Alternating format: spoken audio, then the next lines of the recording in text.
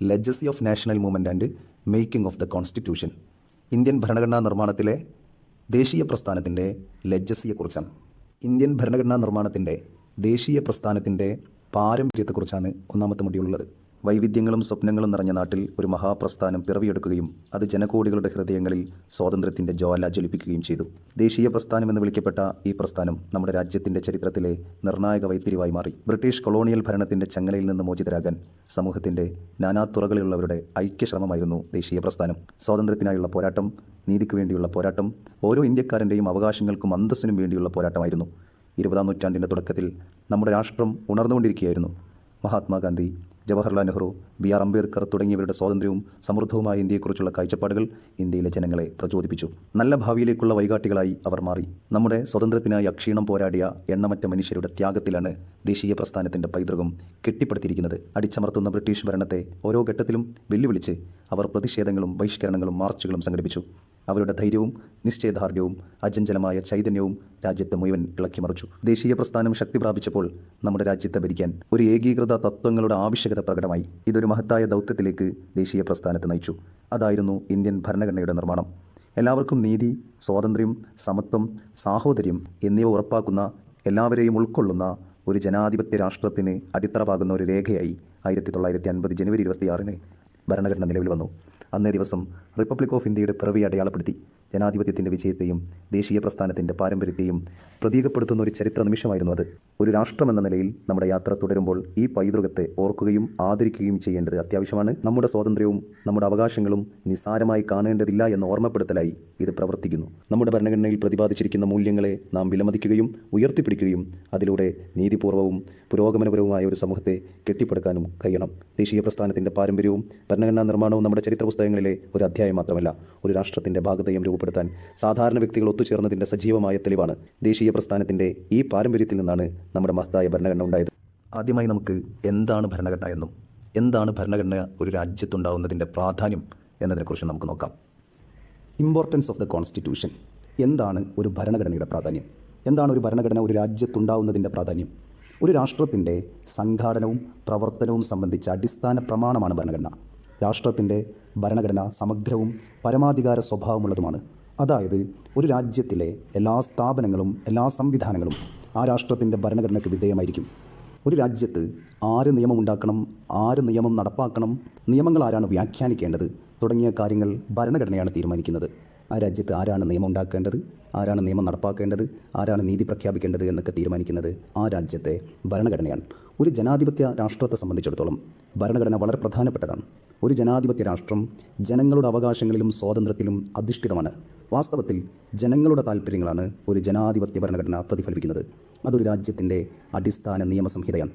ഒരു ജനാധിപത്യ രാഷ്ട്രത്തെ സംബന്ധിച്ചിടത്തോളം ആ രാജ്യത്ത് നിർബന്ധമായിട്ടൊരു ഭരണഘടന ഉണ്ടായിരിക്കും. ആ ഭരണഘടന ജനങ്ങളുടെ സ്വാതന്ത്ര്യത്തെയും അവകാശത്തെയും സംരക്ഷിക്കുന്നതായിരിക്കും. അതുപോലെ ജനങ്ങളുടെ ഇച്ഛകളെ പ്രതിഫലിക്കുന്നതായിരിക്കും. അതേസമയത്ത് ജനാധിപത്യമല്ലാത്ത രാജ്യങ്ങളിൽ ഭരണഘടന ഉണ്ടായിക്കൊള്ളണമെന്നൊന്നുമില്ല. ഇപ്പോൾ രാജ്യഭരണമുള്ള സ്ഥലത്ത് അവിടെ ഭരണഘടന ഉണ്ടായിക്കൊള്ളണമെന്നില്ല. അവിടെ രാജാവ് എന്താണോ തീരുമാനിക്കുന്നത് അതായിരിക്കും അവിടുത്തെ ഭരണഘടന. അതൊരിക്കലും ജനാധിപത്യപരമായിട്ട് ജനങ്ങളുടെ ആഗ്രഹങ്ങൾ പ്രതിഫലിച്ചു കൊള്ളണം എന്നില്ല. അതേസമയത്ത് ഒരു ജനാധിപത്യ ഭരണഘടനയെ സംബന്ധിച്ചിടത്തോളം അത് ജനങ്ങളുടെ അവകാശങ്ങളും സ്വാതന്ത്ര്യവും സംരക്ഷിക്കുന്ന, ജനങ്ങളുടെ ഇച്ഛകളെ പ്രതിഫലിപ്പിക്കുന്ന ജനകീയ ഭരണഘടനയായിരിക്കും. ഇതാണ് ഒരു ഭരണഘടന എന്ന് പറയുന്നത്. ഒരു രാജ്യത്തിൻ്റെ അടിസ്ഥാന നിയമസംഹിതയാണ്. The supreme law of the land ആണ് ഒരു ഭരണഘടന എന്ന് പറഞ്ഞാൽ. അപ്പോൾ എന്താണ് ഭരണഘടനയെന്നും എന്താണ് ഒരു ഭരണഘടനയുടെ പ്രാധാന്യമെന്നും ഒരു രാജ്യത്ത് നിർമ്മിക്കുന്നതും അവിടെയുള്ള സംവിധാനങ്ങളും സ്ഥാപനങ്ങളും പ്രവർത്തിക്കുന്നതും ഭരണഘടനയ്ക്ക് വിധേയമായിരിക്കുമെന്നും ഒരു രാജ്യത്തെ നിർമ്മിക്കുന്നത് ഒരു ഭരണഘടനയാണെന്നും നമുക്ക് മനസ്സിലായി. ഇനി നമ്മൾ നോക്കുന്നത് ഇന്ത്യൻ ഭരണഘടനയുമായി ബന്ധപ്പെട്ടാണ്. ഇന്ത്യൻ ഭരണഘടനയുടെ നിർമ്മാണം, ആവശ്യകത, ആധികാരികത തുടങ്ങിയ വിഷയങ്ങളാണ് ഇനി നമ്മൾ ചർച്ച ചെയ്യുന്നത്. The historical background and evolution of Indian constitution. Indian ഭരണഘടനയുടെ പരിണാമത്തിൻ്റെ ചരിത്രം, ഇന്ത്യൻ ഭരണഘടന ഉണ്ടായി വന്നതിൻ്റെ ചരിത്രമാണ് നമ്മൾ നോക്കുന്നത്. നമുക്കറിയാം, നമ്മുടെ ഇന്ത്യൻ ഭരണഘടന നിർമ്മിക്കുന്ന സമയത്ത് തന്നെ ഇന്ത്യക്കാർക്ക് നിയമവുമായി ബന്ധപ്പെട്ട പരിചയം ഉണ്ടായിരുന്നു. കാരണം നമ്മുടെ രാജ്യം അന്ന് ഭരിച്ചിരുന്നത് ബ്രിട്ടീഷ് കൊളോണിയൽ ശക്തികളായിരുന്നു. അവർ ഈ രാജ്യം ഭരിക്കുമ്പോൾ അവർ ചില നിയമങ്ങൾ ഉണ്ടാക്കിയിരുന്നു. അത് അവരുടെ ഇഷ്ടത്തിന് അവരുണ്ടാക്കിയതാണെങ്കിലും ആ നിയമങ്ങൾ ഈ രാജ്യത്തിൻ്റെ ഭാഗത്ത് ഉണ്ടായതിൻ്റെ അടിസ്ഥാനത്തിൽ നമുക്ക് നിയമങ്ങളെക്കുറിച്ചുള്ള പരിചയം ഉണ്ടായിരുന്നു. അതുകൊണ്ട് തന്നെ ഈ പരിചയത്തിൻ്റെ അടിസ്ഥാനത്തിലാണ് നമ്മൾ ഭരണഘടന നിർമ്മിച്ചത്. നമുക്ക് നിയമങ്ങളെക്കുറിച്ചുള്ള പരിചയമുണ്ടായിരുന്നു എന്നതിൻ്റെ അടിസ്ഥാനത്തിൽ. ഇന്ത്യയുടെ ഭരണഘടനാ നിർമ്മാണവുമായി ബന്ധപ്പെട്ട് നമ്മൾ മനസ്സിലാക്കുമ്പോൾ വളരെ പ്രധാനപ്പെട്ട് നമ്മൾ മനസ്സിലാക്കേണ്ടത് ബ്രിട്ടീഷ് ഭരണത്തിൻ്റെ ചരിത്രമാണ്. ബ്രിട്ടീഷുകാരുടെ ഭരണത്തിൻ്റെ ചരിത്രമെടുത്ത് പരിശോധിക്കുമ്പോഴാണ് നമുക്ക് ഇന്ത്യൻ ഭരണഘടനയുടെ പരിണാമത്തിൻ്റെ നിർമ്മാണത്തിൻ്റെ ചരിത്രത്തിൻ്റെ ക്ലിയർ കട്ടായ ബാക്ക്ഗ്രൗണ്ട് മനസ്സിലാവുന്നത്. നമുക്കറിയാം 1600കളിലാണ് ബ്രിട്ടീഷ് ഈസ്റ്റ് ഇന്ത്യ കമ്പനി ഇന്ത്യയിലേക്ക് കച്ചവടത്തിനായിട്ട് വ്യാപാരത്തിനായിട്ട് ഇന്ത്യയിലേക്ക് വരുന്നത്. ഇന്ത്യയിൽ കച്ചവടം നടത്തുന്നതിന് വേണ്ടി മാത്രമാണ് അവർ ഇന്ത്യയിലേക്ക് എത്തുന്നത്. അതേസമയത്ത് അവർ ഏകദേശം 1760കളെ ആയപ്പോഴേക്കും ഒരു 150 വർഷം ഇന്ത്യയിൽ വ്യാപാരികളായി ഇന്ത്യയിൽ തുറന്നപ്പോഴേക്കും അവർക്ക് ഇന്ത്യയുടെ പല ഭാഗങ്ങളിലും അധികാരം ലഭിക്കുകയുണ്ടായി. 1765 ബ്രിട്ടീഷ് ഈസ്റ്റ് ഇന്ത്യ കമ്പനിക്ക് ബംഗാൾ, ബീഹാർ, ഒറീസ എന്നീ സംസ്ഥാനങ്ങളുടെ ദിവാനി എന്ന് പറയുന്ന അധികാരം ലഭിക്കുകയുണ്ടായി. ദിവാനി എന്ന് പറയുന്നത് ഈ പ്രദേശങ്ങളിലുള്ള റവന്യൂ പിരിക്കാനും അതുപോലെ അവിടങ്ങളിലെ നീതിന്യായ അധികാരവും അവർക്ക് ലഭിക്കുകയുണ്ടായി. ഇതോടെ 1765 ബ്രിട്ടീഷുകാർക്ക് ഇന്ത്യയുടെ വലിയ ഭൂപ്രദേശങ്ങളിൽ പലയിടത്തും ഭരണപരമായ അധികാരം ലഭിക്കുകയുണ്ടായി. നമ്മൾ പ്രധാനമായിട്ടും മനസ്സിലാക്കേണ്ടത് ബ്രിട്ടീഷുകാർ ഇന്ത്യ ഭരിച്ചത് രണ്ട് പാറ്റേണിലായിട്ടാണ്. 1765 മുതൽ 1857 വരെ ദീർഘമായ 100 വർഷം ബ്രിട്ടീഷ് ഈസ്റ്റ് ഇന്ത്യ കമ്പനിയാണ് ഇന്ത്യ ഭരിക്കുന്നത്. അതേസമയത്ത് 1857 വളരെ ഒരു നിർണായകമായൊരു സംഭവം ഇന്ത്യയിലുണ്ടായി. അതായിരുന്നു ഇന്ത്യയിലെ ആദ്യ സ്വതന്ത്ര സമരം എന്ന് വിശേഷിപ്പിക്കപ്പെടുന്ന ബ്രിട്ടീഷുകാർ ശിപ്പായി ലഹള എന്നൊക്കെ വിശേഷിപ്പിക്കുന്ന 1857 ഒന്നാം സ്വതന്ത്ര സമരം. ഈ സ്വതന്ത്ര സമരത്തോടു കൂടിയാണ് ബ്രിട്ടീഷ് ഈസ്റ്റ് ഇന്ത്യ കമ്പനിയുടെ ഭരണം അവസാനിക്കുകയും ബ്രിട്ടീഷ് പാർലമെൻറ്റ്, ബ്രിട്ടീഷ് ക്രൗൺ ഇന്ത്യയിൽ നേരിട്ട് ഭരണം നടത്തുകയും ചെയ്യുന്ന ഒരവസ്ഥയാണ് ഉണ്ടാകുന്നത്. 1858 മുതൽ 1947 ഓഗസ്റ്റ് 14 അർദ്ധരാത്രി വരെ ബ്രിട്ടീഷ് ക്രൗണാണ്, ബ്രിട്ടീഷ് രാജ്ഞിയാണ് ഇന്ത്യ നേരിട്ട് ഭരിക്കുന്നത്. ഇങ്ങനെ രണ്ട് പാറ്റേണിലായിട്ടാണ് ബ്രിട്ടീഷുകാർ ഇന്ത്യ ഭരിക്കുന്നത്. ഒന്ന് കമ്പനി ഭരണമായിരുന്നു, ഒന്ന് ബ്രിട്ടീഷ് പാർലമെൻറ്റ് നേരിട്ടായിരുന്നു ഇന്ത്യ ഭരിച്ചത്. ഇവിടെ നമ്മൾ മനസ്സിലാക്കേണ്ടത് ഈ രണ്ട് ഭരണകാലയളവിലും ബ്രിട്ടീഷുകാർ ഇന്ത്യ ഭരിക്കുന്നതിന് വേണ്ടി ഒരു ഭരണഘടന ഉണ്ടാക്കിയിരുന്നില്ല. അവർ ഇങ്ങനെ ഇടവേളകളിലായിട്ട് ഇവിടെ ഭരിക്കുന്നതിന് ചില നിയമങ്ങൾ കൊണ്ടുവരികയായിരുന്നു ചെയ്തത്. ബ്രിട്ടീഷുകാർ ഈ രാജ്യം ഭരിക്കുന്നതിന് ആവശ്യമായ ചില നിയമങ്ങൾ അത് കൊണ്ടുവരികയായിരുന്നു ചെയ്തിരുന്നത്. ഇന്ത്യയിലെ ഭരണം സുഗമമാക്കുന്നതിനും ഇന്ത്യയിലെ ജനങ്ങൾ ആ ഭരണം അനുസരിക്കുന്നതിനും വേണ്ടിയുള്ള ചില ആക്റ്റുകളാണ് ഉണ്ടായിരുന്നത്. ഇന്ത്യയിലൊരു ഭരണഘടന ഉണ്ടായിരുന്നില്ല. അവർ ഇങ്ങനെ കാലക്രമേണ ഈ ആക്റ്റുകളാണ് ഉണ്ടായിരുന്നത്. ആ ആക്റ്റുകളുടെ വർഷവും ആ ആക്റ്റുകളുടെ പേരും നമ്മൾ പഠിച്ചു വെക്കേണ്ടതുണ്ട്. അപ്പോൾ ഈ ആക്റ്റുകളുടെ പേരും ആക്റ്റുകളുടെ വർഷവും നമ്മൾ പ്രധാനമായിട്ടും മനസ്സിലാക്കേണ്ടതുണ്ട്. ആദ്യം നമ്മൾ ഈസ്റ്റ് ഇന്ത്യ കമ്പനിയുടെ കാലത്ത് ഉണ്ടായ ആക്റ്റുകളാണ് നോക്കുന്നത്. ഒന്ന് റെഗുലേറ്റിംഗ് ആക്ട് 1773, പിന്നെ ഒന്ന് പിറ്റീസ് ആക്ട് 1784, പിന്നെ ചാർട്ടർ ആക്ട് 1833, പിന്നെ ചാർട്ടർ ആക്ട് 1853. ഈ 4 പ്രധാനപ്പെട്ട ആക്റ്റുകളായിരുന്നു കമ്പനി ഭരണകാലത്തുണ്ടായിരുന്നത്.